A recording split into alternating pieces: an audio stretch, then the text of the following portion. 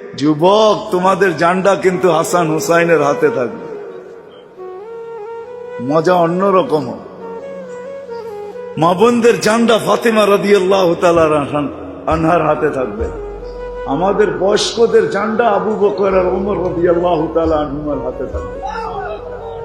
আল্লাহর নবীজি আগে আগে থাকবে। ওয়াস্তাকবিলুনি উম্মতি রব্বি, আল্লাহ জান্নাতের গেটে আমাদেরকে স্বাগত জানাবে। কেমন হবে? সর্বশেষ যে জান্নাতে যাবে, সর্বশেষ, শেষ পড়ার কেউ যাবে না। ও যখন জান্নাতের দরজায় যাবে, হুর দেখা 40 বছর তাকায় থাকবে, খালি রূপ দেখা 40 বছরের লেগে ট্যা হয়ে যাবে, ট্যা।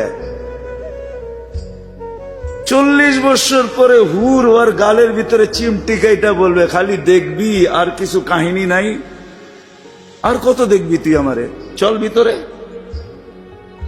ওই জান্নাতের জন্য ছোট জীবনটা দিছে। ওটার জন্যই যার কাছে যে যে অবস্থানে, এই অবস্থানটা ওই জান্নাতের জন্য কাটাবে কিভাবে, এটার জন্য মুহাম্মাদুর রাসূলুল্লাহ সাল্লাল্লাহু আলাইহি ওয়াসাল্লাম। আমি তো বলি যুবক, হায় এই জীবনে তো কতবারই চুল কাটলা, ঠিক না? কাটো নাই চুল? হ্যাঁ,